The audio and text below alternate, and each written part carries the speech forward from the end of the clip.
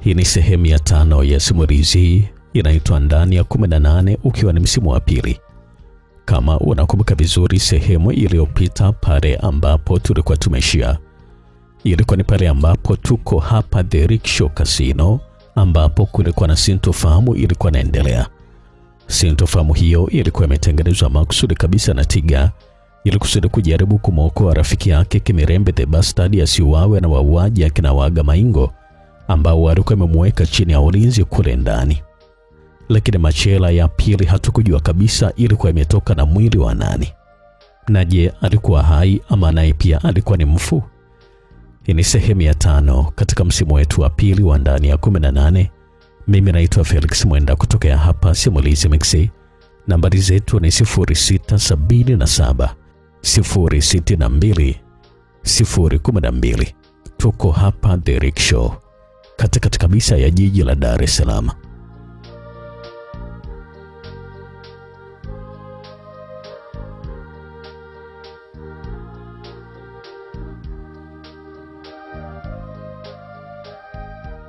Udadisi ulinipanda na tayari kwa sasa moyo wangu ulikuwa umeshaanza kwenda mbio kweli. Nilitupa macho yangu kule The Rickshaw, nikaona madaktari wengine wawili walikuwa natoka na huku walikuwa wamebeba machera ambayo ilikuwa na mtu juu yake. Hofu ikanishika kweli wakati naendelea kuwatazama. Walikuwa wanakaribia lile gari la wagonjwa na huku walikuwa wanasindikizwa na askari wengine waliokuwa na silaha. Hata pale ambapo nilikuwa na utazama ule mwili wa pili ambao ulikuwa naletwa pale kwenye gari, niliweza kuwa na wazi kabisa kwamba haukuwa umefunikwa shuka katika mwili wote kama ule wa mwanzo. Lakini pia niliweza kuwa na wazi kabisa kwamba pamoja na wale matabibu wawili waliokuwa wamebeba ile machela, lakini pia alikuwepo tabibu wa tatu ambaye huyu alikuwa anatembea kando ya ile machela, ili hali alikuwa amenyanyua juu chupa ya maji ya drip. Mrija ulikuwa unatoka kwenye ile chupa ya maji na kuingia kwenye mwili wa yule mtu ambaye ndio alikuwa amelala kwenye ile machela. Nilikaza macho yangu kumelekezea yule mtu ambaye alikuwa juu ya ile machela. Moyo wangu kanipasuka kweli na pale ukabadilisha mapigo yake mara baada ya kumwona Kimirembe the Bastard wa Irema ndio alikuwa amelala chali juu ya ile machela ambayo ilikuwa inapelekwa kwenye gari. Macho yake alikuwa ameyafumba, hali ya kuwa uso wake pia ulikuwa umevimba vibaya mno. Damu nyingi zilikuwa zimemtapaka usoni pamoja na kifuani pia, na zilikuwa zimelowanisha sehemu ile ya shuka ambayo alikuwa amefunikwa katika sehemu ya kiwiliwili chake. Kifaa cha plastiki mithili ya kibakuli maalum ambacho kilikuwepo kwenye machela ile kilikuwa kimevikwa kwenye mdomo wake na puani mwake pia.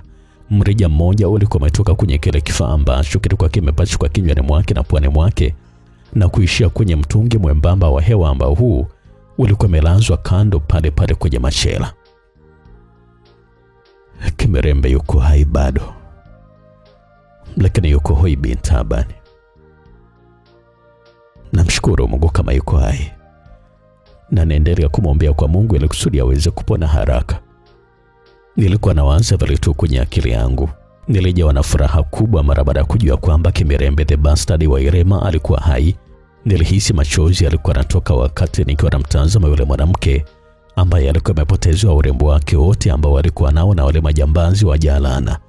Alikuwa anapakiwa ndani ya lile gari la wagonjwa, na kwa nukta moja alikuwa karibu sana na mimi kiasi nilikuwa natamani hata nyoshe mkono wangu nimguse ama hata nimuite jina lake, lakini sasa nilikuwa najizuia.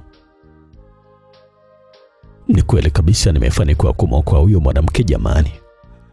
Nimemwokoa na sasa yuko katika mikono salama.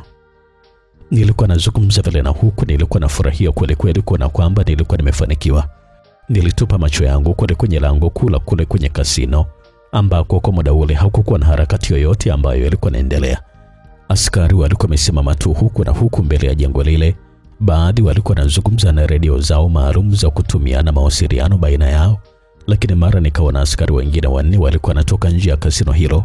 Wawili walikuwa wamemshika katikati yao mtu ambaye huyu hata kwa umbali ambao nilikuwa nao niliweza kumtambua vizuri kabisa kwamba alikuwa ni Waga Maingo aka Martin Lundi. Waga Maingo ametiwa mbaroni. Aisee, hii ni kali kuliko. Nilikuwa naanza bali tu mara baada ya kumwona Waga Maingo alikuwa chini ya ulinzi. Nilikaza macho kwa tazama wale askari ambao walikuwa na mkokota yule muuaji kuelekea kwenye moja kati ya magari yao. na huku nilikuwa nasikika miguno na minong'ono mbalimbali ya watu ambao walikuwa wamenizonga. Kila upande kulikuwa na watu walikuwa wamejaa, na kila mtu alikuwa anazungumza jambo lake. Nikajichomoa tu na kisha kujipenyeza kuelekea usawa wa lile gari ambalo nilikuwa nimeona kwamba wale askari walikuwa wanaliendea, ili kusudi niweze kujihakikishia kile ambacho nilikuwa nakiona. Sasa hivi moyo ulikuwa nakwenda mbio zaidi ndani ya kifua changu. Nikalifikia lile gari, na ni kweli kabisa wale askari walikuwa nakuja na Waaga Maingo ambaye alikuwa amefungwa pingu kwa nyuma, ili hali mikono yake yote miwili ilikuwa imekamatwa na askari mmoja kila upande. Nilimkodolea macho Waaga Maingo, na huku nilikuwa nasikia miguno na sauti za fadhaa kutokea kwa wananchi ambao walikuwa kila upande katika eneo hilo. Ilikuwa ni mara baada ya kuiona sura ya kutisha kwelikweli na kuogofya huyu jambazi ambaye alikuwa amenipatia wakati mgumu sana hapa duniani kwa miezi kadhaa sasa, tangu nianze kukutana na kisa hiki cha kutisha katika maisha yangu. Na hata pale ambapo alikuwa anapitishwa mbele ya lile kundi la watu, macho yetu yaligongana. Kwa nukta ile ambayo macho yetu yalikuwa yamegongana, ilikuwa ni kama tuko mimi na yeye tu hapa duniani. Ghafla zile sauti za watu ambao walikuwa wamenizunguka zilitoweka katika masikio yangu. Nilibaki tu nilikuwa na mkodolea macho Waaga Maingo, wakati naye alikuwa ananiangalia kwa jicho la chuki na ghadhabu kubwa, na huku alikuwa anaburuzwa na wale askari kuelekea kwenye gari la polisi. Tuliishia kutazamana tu. Yeye alikuwa ananitazama kwa ghadhabu kubwa, mimi nilikuwa namtazama kwa mshangao kwanza, na kisha kwa jeuri na kebehi ambayo ilikuwa imejificha machoni mwangu bila kuzungumza jambo lolote lile. Zilikuwa ni kama sekunde chache tu za kutazamana, lakini zilikuwa zimetosha sana. Lakini ghafla sasa pale pale bila kutarajia, nilishtukia kichwa cha Waaga Maingo kilikuwa kinatawanyika kutokea kwenye paji la uso wake kama vile tikiti maji, na hata kisogo chake kilikuwa kimefumuka na kutupa damu kila upande. Ubongo wake ulikuwa unamwagika pale kama vile mtu amemwaga maziwa. Kusema kweli kabisa, lilikuwa ni jambo la ajabu sana kulishuhudia. Hakukusikika kabisa hata mlio wa bunduki. Ilikuwa ni nukta moja tu iliyopita alikuwa amenitumbulia jicho la ghadhabu, lakini nukta ya pili jicho lake lilikuwa limetawanyika kama tikiti maji mbele ya macho yangu. Nikiwa kinywa wazi nisiamini kabisa kile ambacho nilikuwa nimeona. Nilishuhudia mwili wake ulikuwa unalegea ghafla na kwenda chini pale pale. Ulikuwa na walemea na kuwavuta pamoja na wale askari ambao walikuwa wamemshika. Nilipiga kelele kwa uoga kweli, na huku nilikuwa najitupa chini pamoja na wale askari ambao nao walikuwa naonyesha wazi kabisa kwamba walikuwa wameshikwa na bumbuazi. Bastola zao zilikuwa makini kwenye mikono yao, na sasa nikasikia watu wote katika eneo hilo walikuwa napiga makelele, na nikaona walikuwa nakimbia hovyo huku na kule. Nilijigeuza pale chini ambapo nilikuwa najitupa, na kisha kutazama kule ambapo nilikuwa nahisi kundiko ilikuwa imetokea ile risasi ambayo ilikuwa imemtwanga kichwa Waaga Maingo. Na huku nilikuwa nimepatwa na taharuki kubwa kweli. Na kutokea juu kabisa ya jengo la ghorofa la jirani ambalo lilikuwa linatazamana na hili jengo la kasino la The Rickshaw, niliona kulikuwa na mtu ambaye alikuwa na vazi jeusi. Alikuwa anainama kwenye ukingo wa juu kabisa katika jengo lile, na nilimgundua vizuri kabisa kwamba alikuwa ni The Virus. Yule kule jamani, yule kule juu. Nilikuwa napiga kelele vile bila hata kufikiria, na huku nilikuwa naonyesha kwa kidole changu cha shahada kule juu ya lile jengo. Na pale pale sasa mmoja kati ya wale askari alifuata uelekeo wa kidole changu kule ambako nilikuwa naonyesha, na aliona kweli kile ambacho nilikuwa namuonyesha. Kule juu, kule juu. Yule askari pia alipiga kelele, na huku alikuwa anaelekeza bastola yake kule juu ya ghorofa. Lakini kufika hapo, yule mtu mwenye nguo nyeusi ambaye nilikuwa nimemwona kule juu alikuwa amepotelea nyuma ya ukingo uliokuwa juu ya ghorofa lile. Wale askari walitimua mbio kuliendea lile jengo. Walikuwa nagongana na watu wengi waliokuwa wamejaza na pale kwenye tukio lile, na huku raia hao walikuwa nakimbia hovyo wakipiga mayowe, na wao walikuwa napigiwa kelele na wale askari kwamba wapishe njia. Nilikurupuka na kisha kusimama. Kwa muda sikujua kabisa hata nifanye kitu gani. Nilimgeukia Waaga Maingo pale chini ambapo alikuwa amelala bila hata uhai. Damu yake ilikuwa imetambaa kwenye lami kutokea kwenye kichwa chake. Waaga Maingo aka Martin Lundi alikuwa amefariki dunia hatimaye. Sasa huu ndio mwisho wako, mshenzi mkubwa wewe. Mungu akaitupe roho yako motoni kabisa, muuaji mkubwa wewe. Nilikuwa nazungumza pale tu, na huku furaha ilikuwa imejaa katika moyo wangu kuona mmoja kati ya maadui zangu wakubwa sana ambao walikuwa wananifuatilia kutokea mwanzo Bwana Waaga Maingo alikuwa amefariki dunia. Nilitazama huku na huku kutokea pale ambapo nilikuwa nimesimama, nikaona kwamba kulikuwa kuna kimuhemue kikubwa kweli kilikuwa kinaendelea katika eneo hilo. Watu walikuwa nakimbia hovyo huku na kule, na huku walikuwa napiga makelele, na ni hapo ndipo sasa uzito wa jambo ambalo nilikuwa nimefanya ulipokuwa umenifumbua akili.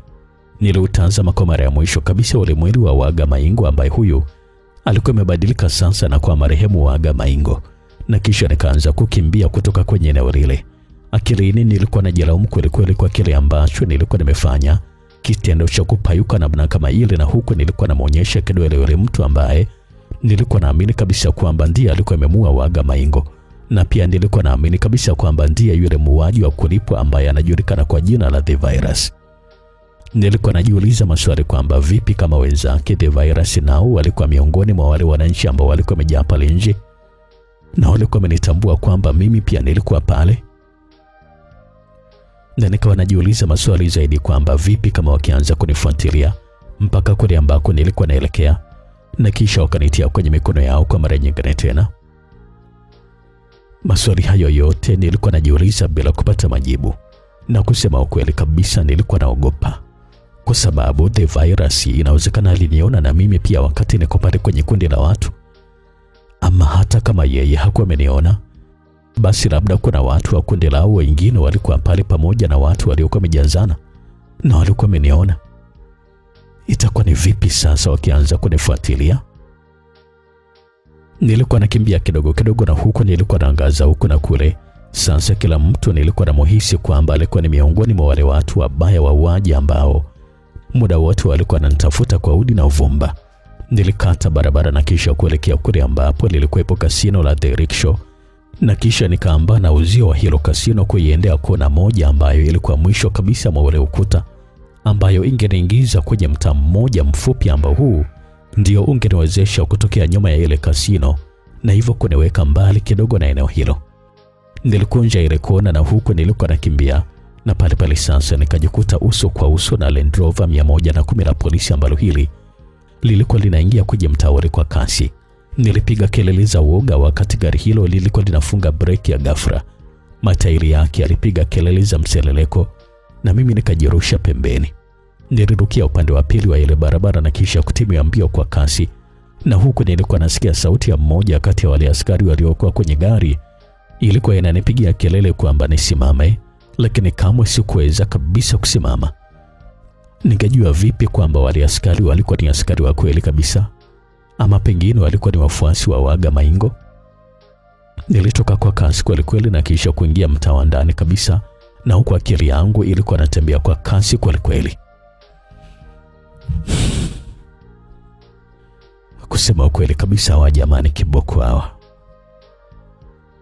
Sasa kama wameweza kumaliza mwenzao Waaga Maingo, ambaye ni mtu wao kabisa yule, bila shaka wamemaliza kwa hofu ya kwamba anaweza kwenda kutoa siri huko kwenye jeshi la polisi ambako alikuwa amemshikilia. Na kama wameweza kumaliza mwenzao kabisa Waaga Maingo, watashindwa vipi kunimaliza na mimi pindi tu wakinitia kwenye mikono yao?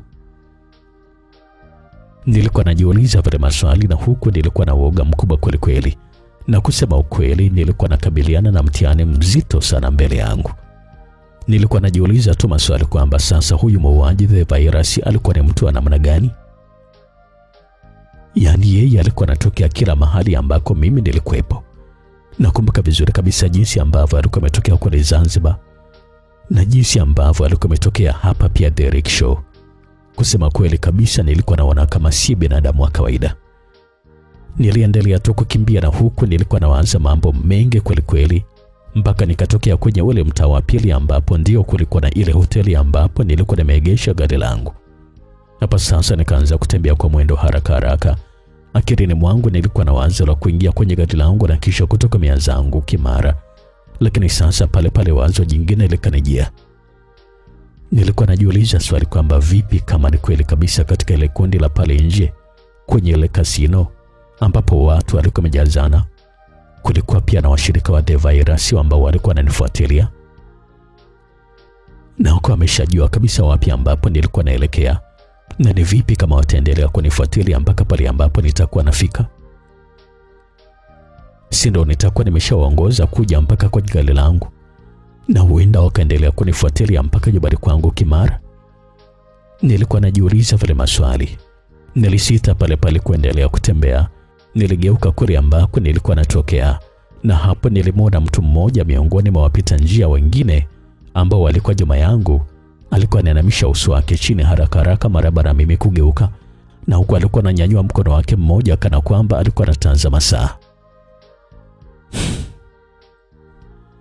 Mbona ametazama saa yake ghafla sana mara tu baada ya mimi kugeuka? Nilikuwa najiuliza vile swali mara baada kumwona jamaa huyo. Hisia zangu za umakini zikaanza kuniwamba. Badala ya kuingia kwenye wigo ule wa hoteli ambapo ndio nilikuwa nimepaki gari langu, mimi nikapitiliza mbele zaidi, na huko nilikuwa naongeza mwendo. Akili yangu ilikuwa inazunguka muda wote. Uoga ulinitawala pima mara baada ya kuhisi wazi kabisa kwamba kuna watu walikuwa wananifuatilia nyuma. Nilitupa macho yangu upande wa pili wa barabara. Huko pia miongoni mwa wapita njia wengine nilimwona mtu mwingine alikuwa ameweka simu yake sikioni, ambaye naye alikuwa amenitia mashaka, kwa sababu nilihisi kabisa kwamba alikuwa anatazama mimi kutokea kule ambapo alikuwa. Niligeuza ghafla na kisha kuanza kurejea kule ambako nilikuwa nimetokea, na hapo hakika nilimwona yule jamaa ambaye alikuwa anajitia kutazama saa yake mkononi. Alikuwa anageuka ghafla kwa kunipatia mgongo, na sasa alikuwa ameweka simu yake sikioni na kujitia kwamba alikuwa amezama kwenye mjadala ambao ulikuwa unaendelea kati yake na huyo mtu ambaye alikuwa anazungumza naye kwenye simu, na alikuwa ameinamisha kichwa chake chini. Niligeuka kule upande wa pili wa barabara, na huko nilikuwa naendelea tu na mwendo wangu kama kawaida. Sasa nilikuwa narejea kule ambako nilikuwa nimetokea, na nikamuona yule jamaa mwingine kule ng'ambo ya barabara. Alikuwa anaendelea tu kuzungumza na simu yake ya mkononi, na huko alikuwa anaendelea kutazama ule upande ambao mimi nilikuwepo. Jamaa ni wazi kabisa kwamba walikuwa wananifuatilia, na tena bila shaka kabisa walikuwa wanawasiliana kwa simu zao juu ya namna ya kunitia mikononi mwao, ama namna ya kuendelea kunifuatilia kila hatua ambayo nitakuwa napiga. Kwa sasa huko nikiwa nimehamanika, nilianza kuangaza huko na huko kutafuta taksi ya kuniondoa katika eneo hilo, lakini huwezi kabisa kuamini msikilizaji, hakukuwa na taksi hata moja katika eneo hilo. Kwa sasa nikaongeza mwendo na kugeuka nyuma. Jamaa yule ambaye alikuwa anatazama saa yake, naye alikuwa anarejea kule ambako alikuwa ametokea kunifuata mimi. Sasa hapa tena sikuhitaji ushahidi zaidi kujua kwamba wale jamaa walikuwa wananifuatilia mimi. Nilijihakikishia wazi kabisa kwamba ni kweli wale jamaa walikuwa na mpango na mimi. Hatua kadhaa mbele yangu niliona kulikuwa na kundi la wasichana wanafunzi walikuwa wanatembea, na huku alikuwa anazungumza na kushika kwa sauti. Niliongeza kasi kuwahi na kujichanganya katikati yao. Nilikuwa natembea miongoni mwao bila wao kuonekana kugundua ama kujali. Niligeuka nyuma na kisha kumwona yule mtazama saa alikuwa ananifuata kwa mwendo wa taratibu, na simu yake ya mkononi ilikuwa sikioni mwake akijifanya anazungumza na mtu. Wale wanafunzi waliingia kwenye kichochoro kimoja kifupi, na mimi nikaendelea kuwa nao kule ambako walikuwa naelekea. Kile kichochoro kilitufikisha kwenye mtaa mwingine upande wa pili, ambao huu ulikuwa nyuma ya klabu Bilikanazi, na mara tu tulipotokezea tu kwenye ule mtaa, nilimwona tena yule jamaa mwingine ambaye alikuwa anawasiliana na mtazama saa kwa simu. Alikuwa upande wa pili wa barabara. Kusema kweli kabisa nilihamanika msikilizaji. Wale watu walikuwa wanahakikisha kwamba wananifuatilia kila sehemu ambayo nilikuwa napita bila kuwapoteza. Wale wanafunzi walikunja kushoto na kuelekea kule ambapo alikuwepo yule jamaa wa pili. Niliachana nao na kisha kukunja kulia kwangu. Nilikuwa naufuata ule mtaa, na hatua kadhaa baadaye niligeuka nyuma, na huko moyo wangu ulikuwa napiga kwa nguvu kweli. Sasa wale jamaa wote wawili walikuwa bega kwa bega, walikuwa wananifuata kwa hatua za haraka. Yaani kwa sasa hawakuwa wanajificha tena wasionekane kwamba walikuwa wananifuatilia. Walikuwa nakuja wakinifuata wazi kabisa. Kusema kweli kabisa nilikuwa nahisi kutaka kulia. Lakini sasa ningelia, nani angenisaidia? Kwa hivyo nikaendelea kujikaza tu nikijua kwamba haitanisaidia kitu. Moja kwa moja mbele yangu niliona mzunguko wa barabara maarufu kama roundabout ya Jamhuri na Mkwepu, na hapo sasa ndipo nikapata wazo. Nilikuwa najua kabisa kwamba kulia kwangu kwenye ule mzunguko kulikuwa na mgawa maarufu wa kuitwa Azam Takeaway, na nje ya mgawa ule kulikuwa na taksi nyingi tu kwa ajili ya kusafirisha watu. Niligeuka nyuma tena na kisha kuona kwamba bado wale jamaa walikuwa wanaendelea kunifuatilia, ili hali mmoja wao alikuwa anazungumza kwa jazba kwelikweli kwenye simu yake ya kiganjani. Nilianza kukimbia. Nilikunja kulia kufuata ule mzunguko wa barabara ile, yani roundabout, na kuelekea moja kwa moja kwenye taksi ambazo zilikuwa zimepaki nje ya ule mgawa wa Azam Takeaway. Lakini pale sasa, kutokea kwenye kona ya jengo lile, niliona kulikuwa na jamaa wengine wawili walikuwa wanachomoza kama mizuka na kisha kunifuata moja kwa moja kutokea mbele yangu, na huku alikuwa amenikazia macho ya kuogofya kweli. Oh Mungu wangu. Yani jamaa wameamua kunifuata kila sehemu. Wanataka nisizifikie kabisa zile taksi. Kusema kweli kabisa, nilikuwa nimeshanganyikiwa sio kidogo. Ikabidi sasa nibadilisha uelekeo. Nilivuka ile barabara na kisha kuelekea upande wa pili, mkabala na ule mgawa wa Azam Takeaway, ambako pia kulikuwa na taksi ambazo zilikuwa zimeegeshwa. Lakini hata pale ambapo nilikuwa naifuata ile barabara, nilimuona jamaa mmoja kati ya wale watu wawili ambao walikuwa nyuma yangu. Tayari alikuwa ameshafika upande ule ambao mimi nilikuwa nataka kuelekea. Jamaa wamenizingira kila sehemu. Inaonyesha wazi kabisa kwamba wanawasiliana kwa simu, ili kusudi nisiweze kabisa kuwatoroka.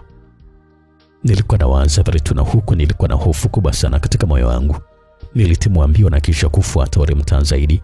Sasa nilikuwa na lengo la kuwahi taksi ambazo huwa zinapaki mwisho kabisa mwa mtaa ule, ambapo kulia kwangu kulikuwa na kituo cha kujaza mafuta maarufu kama Shell.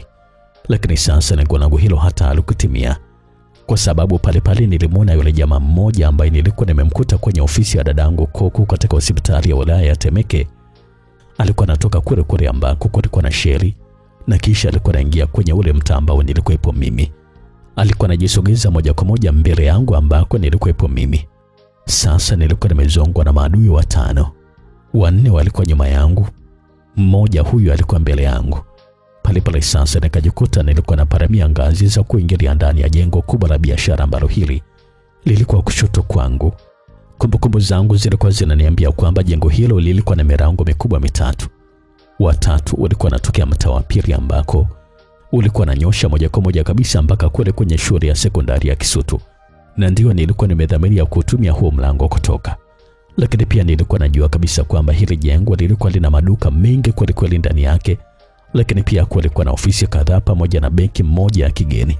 Kwa hivyo ndani ya ukumbi huu mkubwa wa jengo hili kulikuwa na watu wengi sana, na kwa kuwa kulikuwa na benki humo ndani pia, nilikuwa najua wazi kabisa kwamba basi lazima kutakuwa na askari ambao watakuwa nalinda hiyo benki. Kwa hivyo vyovyote vile ambavyo itakuwa, nitakuwa salama tu kama nitaingia ndani ya hilo jengo, na wale majambazi hawataweza kabisa kufanya lolote mbele ya askari mle ndani. Kwa sasa nikajitokeza kwenye ukumbi mkubwa wa jengo hilo ndani. Jasho lilikuwa linatoka na moyo wangu ulikuwa unapiga kwa kasi kweli. Nilitembeza macho yangu mle ndani, na pale sasa nikapata mshtuko mkubwa kweli. Ilikuwa ni mara baada ya kumuona yule jamaa ambaye nilimuona kule katika hospitali ya Temeke kwa dadangu Koku, naye alikuwa anaingia mle ndani pia kupitia kwenye mlango wa mbele wa jengo lile ambao ulikuwa kando ya ile benki ya kigeni ambayo ilikuwa mle ndani. Kutokea nyuma yangu nilisikia vishindo pia vya wale jamaa wengine walikuwa wananifuata kutokea kule nyuma, na walikuwa wananifuata kule ndani. Ukumbini watu wengi walikuwa wamezagaa. Kila mtu alikuwa na harakati zake ambazo alikuwa anafanya. Nilimuona jamaa kutokea mlango wa mbele alikuwa anapangua watu ambao walikuwa mbele yake, na huku alikuwa ananisogelea zaidi. Na mimi haraka nilikuwa nabadilisha uelekeo kuongoza kwa kasi kufuata wale mlango wa tatu ambao ndio ungenifikisha kwenye ule mtaa kulikokuwa na shule ya sekondari Kisutu. Lakini sasa hatua mbili tu mbele yangu nikajikuta nilikuwa nasimama bila kupenda na kubaki. Nilikuwa nimetumbua macho yangu tu. Ilikuwa ni wakati ambao nilikuwa namshuhudia yule askari wa kike ambaye alikuwa ananifuatilia. Alikuwa ndani ya mavazi rasmi kabisa ya kiaskari ambayo yalikuwa yamemkaa vizuri. Alikuwa anaingia ndani ya ule ukumbi kutokea kwenye mlango ule mwingine ambao nilikuwa nimedhamiria mimi kutokea. Bastola yake ilikuwa wazi kabisa kwenye mkono wake, ili hali katika mkono wake mwingine alikuwa ameshikilia simu ya mkononi, naye alikuwa anatembeza macho yake huko na kule kuonyesha kwamba kuna mtu alikuwa anamtafuta. Sura yake ilikuwa imekunjamana kwa hasira kweli. Nguvu zikanisha pale. Nilikuwa najiuliza maswali kwamba sasa ni wapi nitatokea, kwa sababu kila upande ambao nilikuwa nataka kutumia kutoka wale watu walikuwa wameziba. Nitatokea wapi sasa? Hata hivyo niliweza kuona kwamba ile ajali ambayo nilikuwa nimeisababisha kule kwenye daraja la Sarenda ilikuwa imezaa matunda sio haba, kwa sababu uso wake askari huyo wa kike ulikuwa umechubuka vibaya mno upande mmoja, na chini ya uzio wa kofia yake ya kiaskari niliona kwamba alikuwa amebandika bandeji kuonyesha kwamba kulikuwa na jeraha ambalo alikuwa amepata, na ilikuwa ni bandeji kubwa tu ambayo ilikuwa imefungwa kuzunguka kichwa chake chote. Lakini pia niliweza kuona ule mkono wake wa kushoto ambao alikuwa ameshikilia simu ulikuwa umefungwa bandeji kwenye vidole vyake vitatu. Nilifurahia sana kuona kwamba ile ajali ilikuwa imesababisha majeraha. Nikiwa bado nimehamanika vilivyo vile vile, nikajaribu sasa kujichanganya na watu ambao walikuwa mle ndani ya ukumbi. Niligeuka kule ambako nilikuwa nimetokea. Niliwaona wale jamaa wawili kati ya wale wanne ambao walikuwa wananifuata nyuma walikuwa wamejiweka kwenye ule mlango ambao nilikuwa nimeingilia. Kwa sasa kunizuia nisiweze kabisa kutoka mle ndani. Nikatupa macho yangu kwenye mlango wa mbele wa jengo lile ambao ulikuwa kando ya ile benki ya kigeni. Niliona kwa sasa ule jamaa wa kule hospitali ya Temeke, naye alikuwa amerejea nyuma kujiweka pale mlangoni akinitazama moja kwa moja usoni. Lakini pia pamoja naye alikuwa na yule jamaa mwingine ambaye kule mtaani alikuwa anajitia kutazama saa yake. Jamaa wale wote walikuwa wamenizingira mimi. Milango yote walikuwa wameiziba nisiweze kukimbia. Nilikuwa najiuliza maswali, sasa nitafanya kitu gani? Na nilikuwa naona kabisa kwamba nilikuwa nimejitia kwenye mtego mimi mwenyewe, kwa sababu milango yote ya kutokea katika huu ukumbi na milango yote ya kuingilia kwenye huu ukumbi yote ilikuwa imezibwa na hawa jamaa nisiweze kabisa kutoka. Niligeuka kule ambako alikuwepo yule askari wa kike. Tulikutana macho kwa macho. Mjinga alikuwa ameshaniona, na nikaona alikuwa anaongeza hasira katika uso wake ambazo hapo mwanzo zilikuwepo pia. Sasa hata watu ambao walikuwa mle ndani walikuwa wameiona ile bastola ambayo ilikuwa mkononi mwa yule askari, na walianza kumkodolea macho kwa hofu, na huku alikuwa anampisha njia na kujiweka mbali naye kabisa kadri vile ambavyo alikuwa anaweza, na hivyo alikuwa ananiacha nilikuwa wazi kabisa mbele ya huyo askari mbaya. Tulia hapo hapo Tiga, uko chini ya ulinzi, alikuwa anazungumza pale kwa sauti huyo askari wa kike, na huku alikuwa anazidi kunisogelea. Alikuwa anaweka mfukoni ile simu yake ambayo alikuwa ameishika mwanzo, na huku alikuwa ananielekezea usoni bastola yake. Ile kauli ilileta mtafaruku kidogo mle ndani kwa watu waliokuwa wameisikia. Mbele yangu kushoto zaidi kulikuwa na lifti ya kupanda ghorofa za juu kabisa katika jengo hili, na kando ya lifti ile kulikuwa kuna ngazi za kupanda kwa miguu. Nikatupa macho yangu kule ambako kulikuwa na zile ngazi za kupanda kwa miguu, na kisha nilimgeukia huyo askari wa kike. Nikazitupia tena macho yangu zile ngazi. Ilikuwa ni kama hatua 7 ama 8 kutokea pale ambapo nilikuwa. Sikuwa na lolote ambalo naweza kufanya zaidi. Nikaamua kuziendea zile ngazi, lakini sasa inaonyesha wazi huyo askari wa kike alikuwa ameshaona na alikuwa ameshaelewa pia ni kitu gani ambacho nilikuwa nataka kufanya. Bila kuwa na tahadhari alifyatua risasi juu na kisha kupasua kioo sehemu fulani ya juu. Mlipuko ule wa risasi ulifuatana na mvua ya vipande vya vioo ambavyo vilikuwa vinashuka mle ndani kutokea juu. Taharuki kubwa ilizuka mle ndani. Watu walikuwa wanapiga kelele hovyo, walikuwa wanakimbia huku na kule tu. Polisi, polisi, wote kaa chini, wote kaa chini. Sauti kali ya huyu mwanamke ilikuwa inavuma mle ndani. Mara moja watu wote wakajitupa chini kutii amri ile, na huku walikuwa wanapiga makelele. Nikajikuta nilikuwa nimesimama peke yangu tu basi. Watu wengi walikuwa wamechutama na kulala chini humo ndani kama ambavyo askari huyu alikuwa ametoa kauli.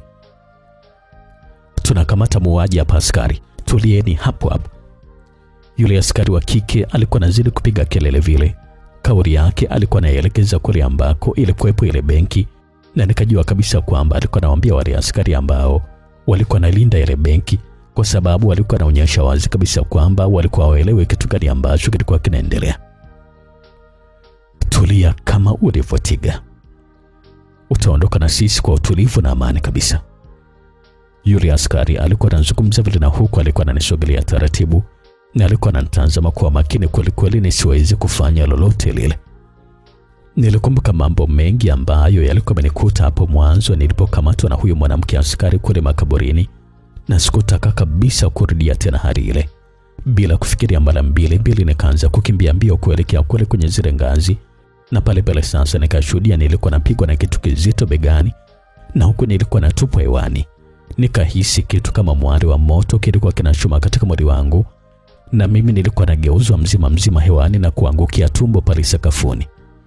Nilijaribu sana kujiinua kutokea pale ambapo nilikuwa nimeangukia, na huko nilikuwa nahisi kichwa changu kilikuwa ni chepesi sana, lakini sikuweza kabisa.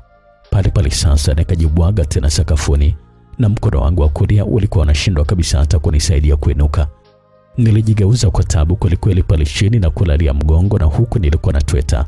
Niligeuza uso wangu kuutazama mkono wangu, ndipo sasa nilipoona damu zilikuwa zinatoka kutokea kwenye bega langu la mkono wa kulia.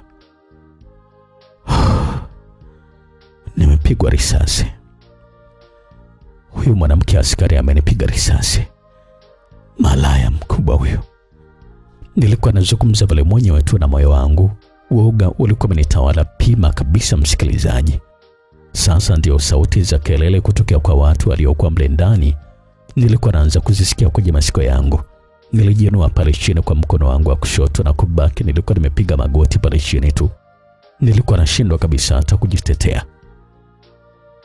Mjinga sana we mtoto. Yule askari wa kike alinikemea vile, na huku alikuwa ananisogelea taratibu, ili hali bado alikuwa amenyosha ile bastora yake. Nilinyanyua uso wangu na kisha kumtazama, na huku nilikuwa nahisi maumivu makali kweli yakinitambaa katika mwili mzima, na ghafla kiza kilipita kwa muda kwenye macho yangu. Unafikiri kwamba tunafanya mchezo hapa, si ndio? Alikuwa anazungumza vile huyo askari, na hata pale ambapo nilikuwa namtazama huyo askari wakati anazungumza vile, ghafla tu niliona alikuwa amekatisha kauli yake hiyo ambayo alikuwa anazungumza. Uso wake ulimbadilika ghafla na kuinua macho yake akaelekea nyuma yangu, na bila shaka ilikuwa ni kule kwenye mlango ambao nilikuwa nimetumia kuingilia. Kinywa chake kilibaki wazi kwa mshangao dhahiri kabisa, na katika nukta hiyo nilisikia milipuko mingine ya risasi kutokea kule nyuma yangu. Kelele mpya kabisa zilikuwa zinasikika tena kila upande, na huku sauti nzito zilikuwa zinafoka kwa ukali. Nilikuwa najaribu kunyanyuka pale chini ambapo nilikuwa nimekaa, lakini ghafla nikastukia nilikuwa napigwa na kikumbo kikubwa. Mkono uliokuwa na nguvu kubwa ulinikamata vilivyo kabisa katikati ya kiwiliwili changu na kunitupia pembeni.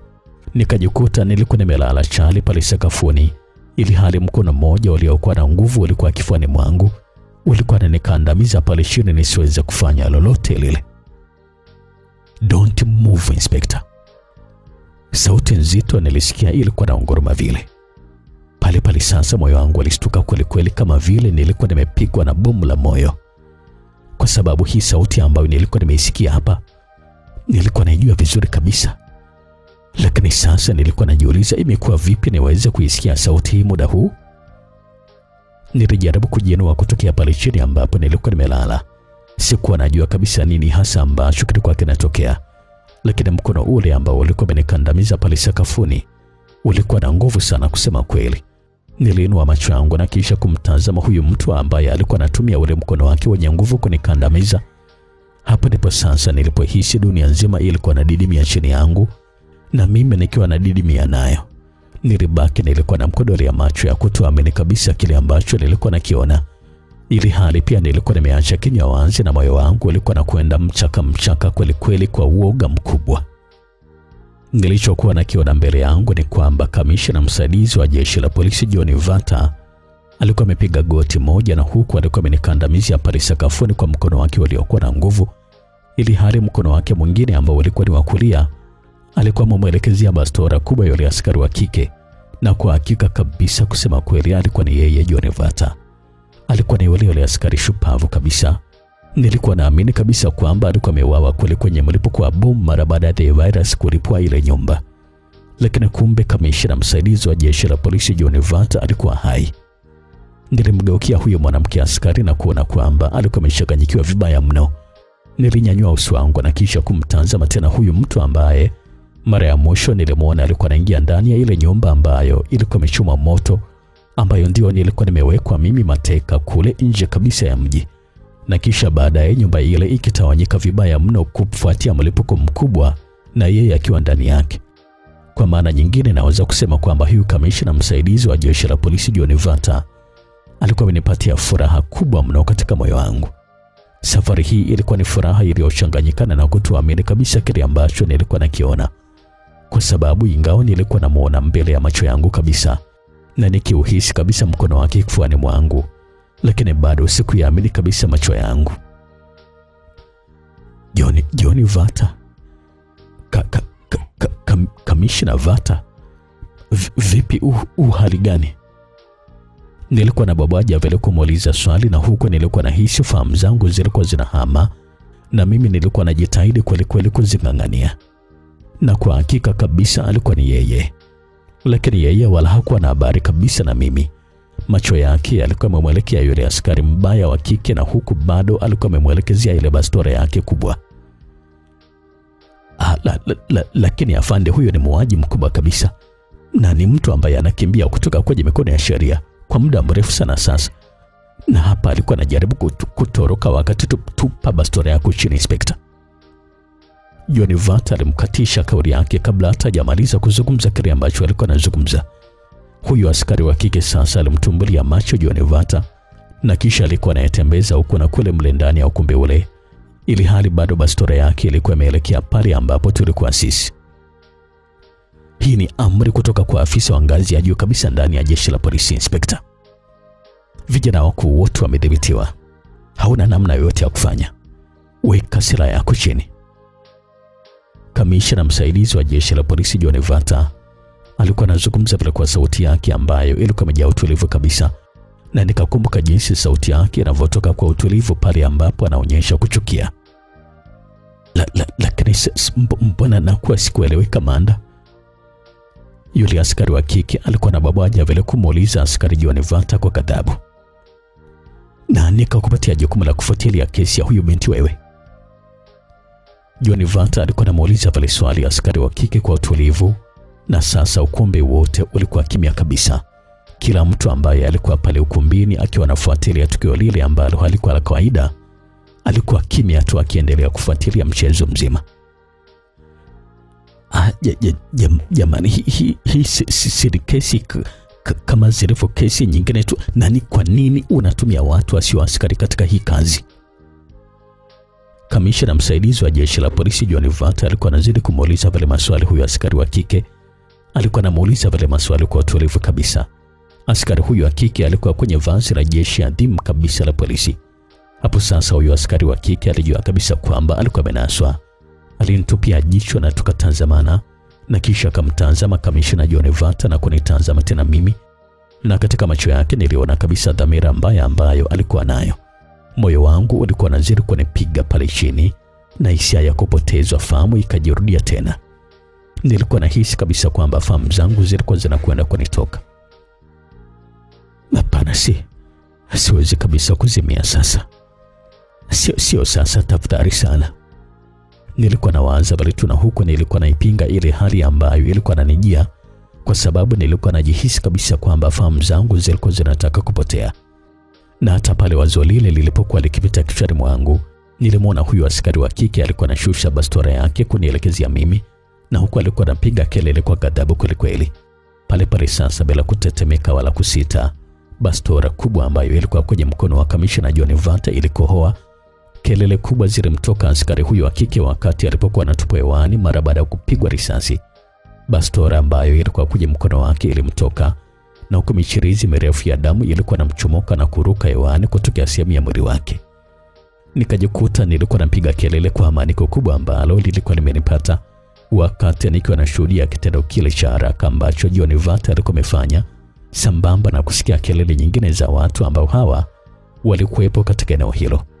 Yule askari wa kike alijibwaga chini kwa kishindo kikubwa kweli kweli, na pale pale sasa nikaona askari wengine walikuwa wanatokea nyuma ya John Vata na kumkimbilia pale chini yule askari na kumzingira.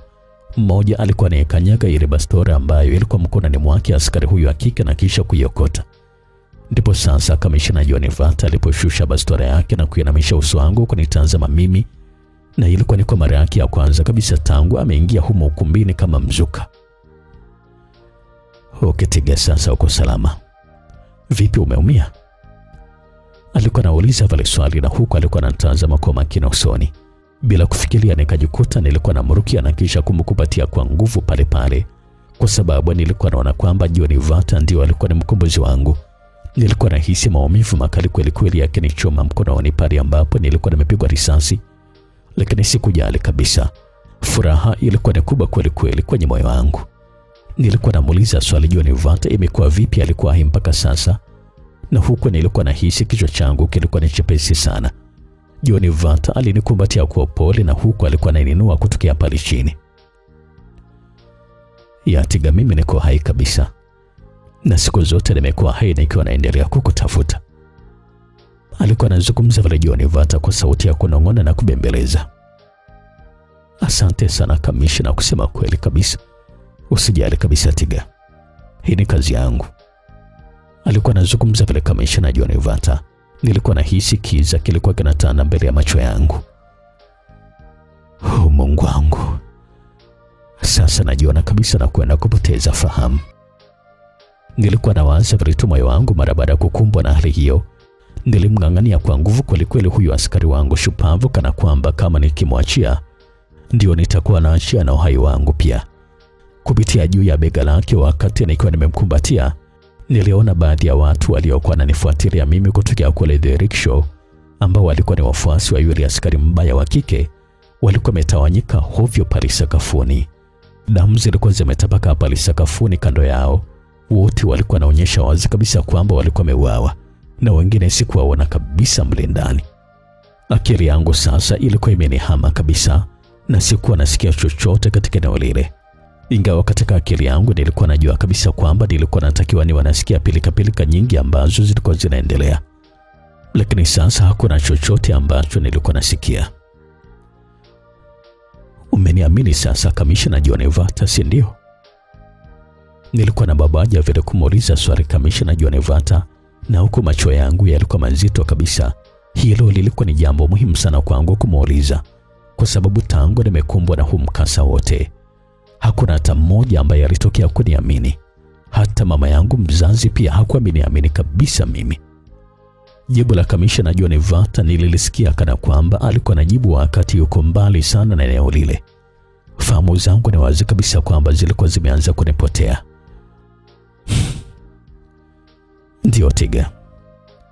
Mimi nilikuamini tangu ile siku wakati nimekuja kukuokoa kwenye ile nyumba ambayo ilikuwa imekamatwa. Wakati nilipokukuta na yule dokta. Kutokea pale ndio nilianza kukuamini.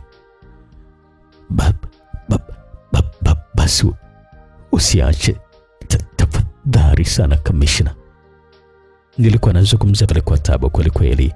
Viungo vyangu vya mwili vilikuwa vimeanza kulegea kabisa, na ulimi wangu ulikuwa mzito kweli kweli kuzungumza jambo.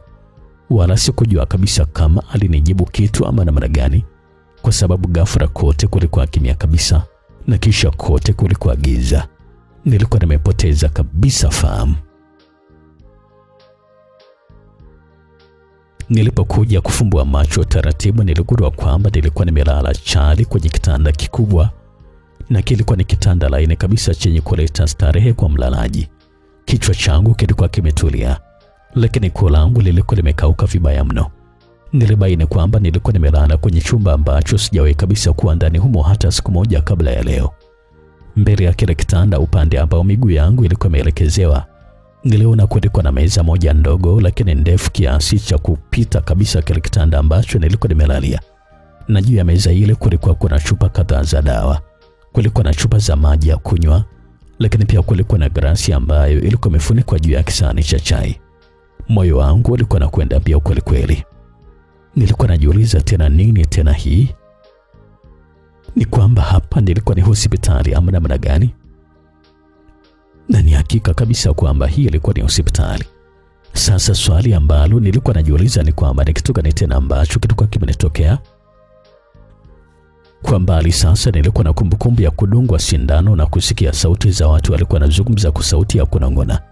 Lakini ilikuwa ni kama mtu ambaye nilikuwa najaribu kukumbuka ndoto ambayo niliota usiku uliopita, na nilikuwa sijafanikiwa kabisa katika hilo. Kulia kwangu kando ya kitanda ambacho nilikuwa nimelalia, Kulikuwa kuna kochi kubwa tu ambalo lilikuwa limegeukia pale kitandani, na kwa jinsi ile kochi lilivyokuwa limekaa, ilikuwa inaonyesha wazi kabisa kwamba kuna mtu alikuwa amekalia muda si mrefu uliopita, ingawa sasa lilikuwa tupu kabisa kochi hili. Moja kwa moja mbele yangu niliona ukuta uliopakwa rangi ya pinki nyepesi kabisa. Kulikuwa na saa ya ukutani ambayo ilikuwa inaning'inia kwenye ukuta ule. Ilikuwa inaonyesha kwamba muda ulikuwa ni saa 5:15. Sikuwa na namna kabisa ya kujua kama ilikuwa ni saa 5 ya usiku ama ilikuwa ni saa 5 ya asubuhi. Nilishusha macho yangu na kisha kuona kwamba sakafu ya kile chumba nilichokuwemo mimi ilikuwa imenakishiwa vizuri kabisa na vigai ambavyo vilikuwa vinang'aa. Kulia kwangu ukuta ulikuwa na rangi ile ile ya pinki, lakini katika ukuta huu kulikuwa kuna mlango wa kutoka nje ya chumba kile. Niligeuka kushoto kwangu ambako kulikuwa kuna mlango mwingine tena mwembamba, ambao huu ulikuwa unaonyesha ulikuwa umetengenezwa kwa aluminium pamoja na vioo vizito. Nilikuwa nahisi kabisa kwamba ule ulikuwa ni mlango wa kuingilia bafuni, yaani nilikuwa kwenye master bedroom. Lakini sasa swali lilikuwa limebaki pale pale kwamba hapa ilikuwa ni wapi? Lakini pia mimi nilikuwa nimefika vipi sehemu kama hii? Nilitembeza mkono wangu wa kushoto katika mwili wangu na nilipata hisia wazi kabisa kwamba nilikuwa nimevaa suruali ya kitambaa cha hariri, ili hali katika sehemu ya juu ya mwili wangu nilikuwa nimevaa vazi la kitu kama fulana hivi. Niliinamisha uso wangu na kisha kuzitazama hizi nguo ambazo nilikuwa nimevaa katika mwili wangu. Nilikuwa nimevaa suruali ya pajama ya kitambaa laini kabisa cha hariri kilichokuwa na rangi ya pinki, na juu nilikuwa nimevaa singlet nyeusi ya kike. Hizo kusema kweli kabisa zilikuwa ni nguo gani kabisa katika mwili wangu. Nilikuwa nimezivaa vipi sasa? Na ilikuwa ni saa ngapi nimevaa mimi nguo kama hizi? Akili yangu ilianza kwenda mbio kweli kweli.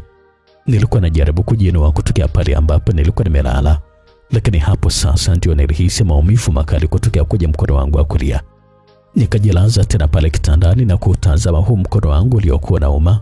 Ndipo sasa nilipogundua kwamba ulikuwa umefungwa bandeji nyepesi kutokea begani hadi kwenye kongo la mkono ule, na kisha mkono wenyewe ulikuwa umevishwa mkanda maalum ambao huu ulikuwa unafanya mkono huu kubaki kwa umejikunja tu muda wote na kulalia tu kifuani mwangu.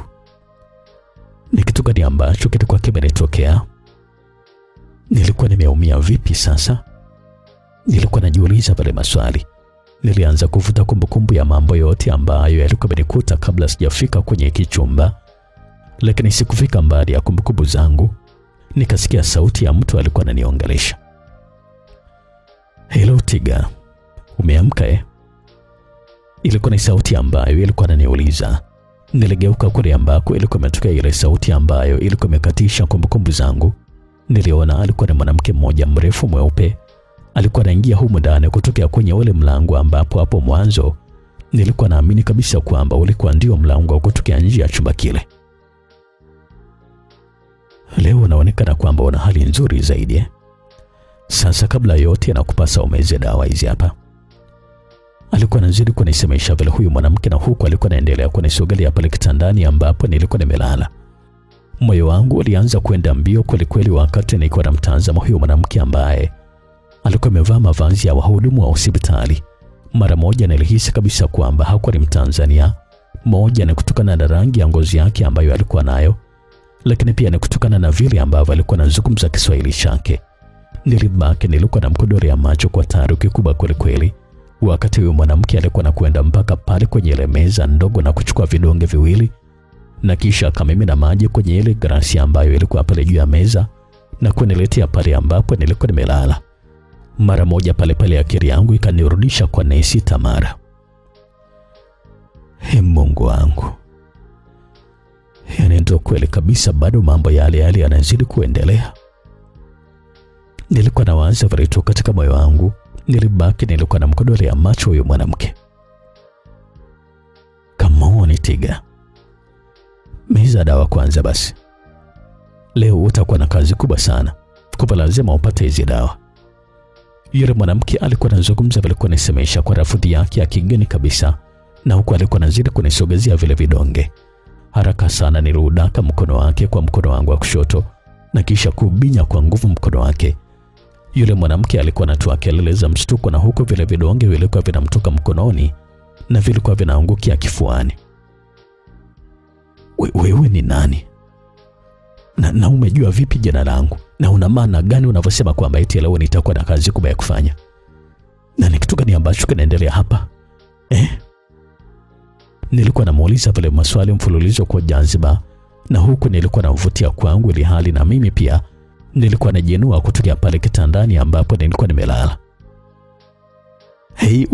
Unaniumiza. Yule mwanamke alikuwa anazungumza vile kwa uchungu, na huku alikuwa anajitahidi kunasua mkono wake kutoka kwenye mkono wangu. Lakini nilikuwa nimemkamata kwa nguvu, na huku nilikuwa nimemtolea macho kwa hasira kweli kweli. It's okay Tiga. It's okay. Usiwe na wasiwasi. Ilikuwa ni sauti nyingine kabisa ambayo alikuwa anazungumza vile kuelekezea kwangu kutoka kule mlangoni. Na pale pale sasa nilimwachia yule nesi mkono wake, na huko nilikuwa nageukia upande ule ambao ilikuwa imetokea sauti ile ambayo kusema kweli kabisa ilikuwa imenipatia mkanganyiko akilini. Kamishna msaidizi wa jeshi la polisi John Evata alikuwa amesimama pale mlangoni. Mkono mmoja ulikuwa kwenye mfuko wa suruali yake, ili hali mkono mwingine ulikuwa umeegemea kwenye ukingo wa mlango ule. Ndipo sasa kwa mara yangu ya kwanza kabisa tangu nimefumbua macho, nilikuwa nakumbuka matukio yote yaliyokuwa yametokea siku ile hadi kwenye lile tukio la mwisho kabisa ambalo ndilo lilikuwa limenikutanisha tena na huyo askari shupavu wa jeshi la polisi. Nilikuwa namkodolea macho John Evata kwa kutoamini kabisa. Maswali mengi yalikuwa yamejijenga kwenye akili yangu. Alikuwa amevaa suruali nyeusi iliyokuwa na michirizi myeupe membamba kabisa. Chini alikuwa amevaa viatu vyepesi vya ngozi vyeupe bila soksi, na juu alikuwa amevaa fulana nyeupe ya mikono mifupi sana iliyokuwa inaonyesha wazi misuli yake ambayo ilikuwa imejipanga kiume. Kulikuwa na bastola mbili kubwa ambazo zilikuwa ndani ya mikoba maalumu, zilikuwa zinaning'inia kila upande wa mwili wake. Zilikuwa zimeshikiliwa chini ya makwapa yake kwa mikanda maalumu ambayo hii ilikuwa imepita kwenye mabega yake. Tulitazamana kwa muda na John Evata, na kisha akajisukuma kutoka pale mlangoni ambapo alikuwa amesimama kwa muda, akanisogelea pale kitandani ambapo nilikuwa nimelala. Vipi Tiga? Hujawahi kuona mtu aliyekufa akiwa anatembea na kuzungumza hata siku moja? Alikuwa anauliza pale swali kamishna John Evata, na huku alikuwa amefanya tabasamu dogo la mashaka usoni mwake. Ndipo sasa kwa mara ya kwanza kabisa nilikuwa naona tabasamu la huyu mtu tangu siku ya kwanza kabisa nilipokutana naye. Aliketi kwenye kochi ambalo lilikuwa pembeni ya kitanda changu, na mimi nilikuwa naendelea kumkodolea macho, na huku taswira ya ule mlipuko ambao nilikuwa nimeuona na ambao nilikuwa naamini kabisa kwamba ndio ulikuwa umekatisha maisha yake kamishna John Evata ilikuwa najirudia kichwani mwangu muda ule. Huyu anaitwa Nancy Mascarenas kutoka Antananarivo, na amekuwa akikuhudumia tangu nilipokufikisha hapa hospitali siku zilizopita. Kamishna John Evata alikuwa anazungumza pale kunielekezea mimi, na huku alikuwa anatazama kwa makini kweli kweli.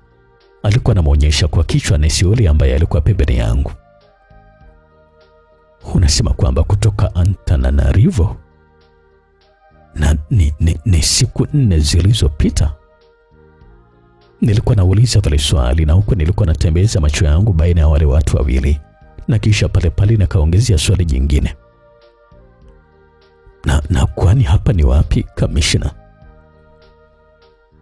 John Evata alinitazama kwa muda na kisha akazungumza. Najua wazi kabisa kwamba umekuwa katika wakati mgumu sana Tiga kwa muda mrefu. Umepoteza imani kwa karibia kila mtu wako wa karibu, na uko na maswali mengi sana pia kichwani mwako. Lakini kile ambacho napenda ujue ni kwamba kwa sasa uko katika mikono salama kabisa. Kwa nikija kwenye swali lako sasa ni kwamba hapa uko kwenye moja kati ya nyumba zetu ambazo ziko salama. Safe houses. Hizi ni nyumba za siri kabisa ambazo watu wanatumia kuhifadhi mashahidi muhimu kama wewe katika pelelezi mbalimbali za kipolisi. Ili wawazi kabisa kwamba usalama wako ni kipaumbele kwangu Tiga. Na ukiwa humo ndani huwezi kabisa kudhurika kwa lolote lile, ama huwezi kudhuriwa na mtu yoyote ule. Sawa sawa? Alikuwa anazungumza vile kamishna John Evata. Niliyakubali maelezo yake kwa kichwa, na kisha nikamuuliza swali. Na unasema kwamba nimekuja hapa siku 4 zilizopita, kamishna? Ndio Tiga. Ulipatwa na mshtuko mkubwa sana mara baada ya kupigwa na risasi pale kwenye ile jumba la biashara kule Posta, Tiga. Bahati nzuri ni kwamba risasi haikupiga kwenye mfupa wala haikupiga kwenye mshipa wa damu pia. Ilipita kwenye mnofu wa bega lako na kutokea upande wa pili. Kwa hivyo ulipoteza damu nyingi sana. Jambo ambalo pia lilipelekea uwe unapoteza fahamu mara kwa mara na kwa muda mrefu pia. Lakini pia nafikiri hizo fahamu kupotea itakuwa ni kwa sababu ya mambo mengine mengi ambayo ulikuwa unakutana nayo. Kwa sasa mara baada ya kupewa huduma katika jeraha lako la risasi, daktari wetu akawa amekuchoma sindano kwa ajili ya kukulaza ili kusudi pumzike na akili yako ipate kutulia. Mimi nilikuwa nahitaji kuzungumza na wewe haraka iwezekanavyo. Lakini sasa daktari hakuruhusu kabisa mpaka dawa zimalize kazi yake, ambapo zilikuwa zinahitaji siku 3 kufanya kazi. Na akaagiza kwamba utakapoamka upewe vidonge vya kupunguza maumivu kwanza kwa ajili ya huo mkono wako. Hicho kidonda kitakuwa sawa tu, usijali. Kwa sasa Nesi Mascarenhas alikuwa anatekeleza wajibu wake kukupatia dawa. Kamishna John Vata alikuwa anazungumza pale kwa urefu kabisa. Nilimtazama huyu nesi wa kigeni kwa sekunde chache na kisha nilimgeukia Kamishna John Vata. Kwa sasa hapa tupo huko Antananarivo ama? Nilikuwa namuuliza pale swali. Hapa Tiga, hapa tuko Tanzania. Huyo dokta wanamzungumzia hapa yuko wapi? Yeye ameshamaliza kazi yake na ameondoka moja kwa moja. Na huyu nesi je? Nilikuwa nazidi kumuuliza vile maswali Kamishna John Vata, na huko nilikuwa namuonyesha Nesi Mascarenhas kwa kichwa. Nesi Mascarenhas amekuja kutoka Madagascar. Na amekuja maalum kwa ajili ya hii kazi. Alikuwa anazungumza pale Kamishna John Vata. Nilimtazama kwa kutoelewa kabisa kile ambacho alikuwa amezungumza, naye akaendelea kuzungumza zaidi. Siku zote katika hali kama hiyo wanajitahidi sana kuhusisha watu mbalimbali kadri vile ambavyo wanaweza, ili kusudi kulinda usiri na usalama wa shahidi ambaye tunamlinda. Ni ushirikiano uliopo kati yetu sisi na majeshi ya polisi za nchi nyingine za Kiafrika. Kwa hivyo huwa kuna wakati matabibu wa jeshi letu la polisi wanaitwa kwenda kuhudumia mashahidi mbalimbali katika nchi nyingine za Afrika. Kwa sasa hiyo ni kwa ajili ya kutunza siri. Siri zisiweze kuvuja. Hata huyo Nesi Mascarenhas hawezi kutoka ndani ya hii nyumba mpaka atakapomaliza kazi yake. Na akishamaliza ataondoka moja kwa moja kuelekea mpaka uwanja wa ndege na kurejea nyumbani kwao huko Madagascar. Kamishna John Vata alikuwa anazidi kunijuza zaidi, na mimi nikakubali kwamba pale nilikuwa mahali salama kabisa. Moyo wangu sasa ulianza kutulia. Nilipeleka macho yangu kwenye saa pale ukutani na kuuliza iwapo muda ule ulikuwa ni asubuhi ama usiku. Kwa sasa ni saa 5 asubuhi Tiga. Na kwa hakika unahitajika kumeza dawa. Nesi Mascarenhas alikuwa anajibu vile, na mimi nikakubali kwa kichwa kwamba sawa, na huko nilikuwa namuomba samahani. Sawa Nesi, na ninaomba unisamehe sana kwa kukukemea. Usijali kabisa Tiga. Hii ni sehemu ya kazi yangu. Alikuwa anajibu vile huyo Nesi, na huko alikuwa ananisaidia kuelekea bafuni ambako huko nilinawa uso wangu na kupiga mswaki, na kisha akanirejesha pale chumbani na kunipatia vidonge vingine na birauli ya maji. Nilimeza vile vidonge na kisha Nesi Mascarenhas akanikalisha pale kitandani. Aliniwekea mito mgongoni ili kusudi niweze kukaa vizuri. Alipomaliza hilo alitoka nje ya chumba kile bila hata kuzungumza neno. Alikuwa ananiacha mimi pamoja na Kamishna John Vata. Muda mfupi baadaye akarejea tena, na huko alikuwa na sinia ambalo hili lilikuwa limepangwa kiamsha kinywa na kunisogezea ile meza ndefu ambayo ilikuwa pembeni. Akanikaribisha chai na mimi nikaanza kuishambulia, naye alitoka tena nje ya chumba kile. Nilimgeukia John Vata na kisha kugundua kwamba alikuwa ananitazama kwa makini wakati nikiwa nakula. Kwa hivyo unajisikiaje kwa sasa Tiga? Alikuwa anauliza vile swali. Nilimjibu kwamba kwa sasa ukiachilia mbali maumivu ya mkono, nilikuwa najisikia vizuri tu. Vizuri. Sasa nafikiri Tiga tusipoteze muda, kwa sababu kuna mengi ambayo nahitaji kuyajua kutokea kwako. Na ni muda mrefu sana umepita tangu tulipokutana tena. Lakini pia najua kabisa kwamba wewe una maswali mengi sana.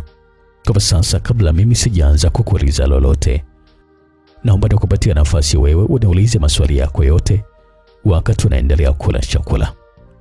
John Vata alikuwa anazungumza vile. Nilikubaliana naye tu katika moyo wangu kwamba huyu jamaa alikuwa makini kweli kweli na alikuwa na busara kubwa hata katika kuzungumza kwake, kwa sababu kwa vyovyote vile nisingeweza kabisa kuzungumza na jambo lolote wakati bado nilikuwa na dukuduku la kupata majibu yangu mengi ya maswali mengi ambayo nilikuwa nayo kichwani kuhusu kifo chake. Lakini pamoja na kupewa nafasi kama hii, sikujua kabisa nianze vipi haswa.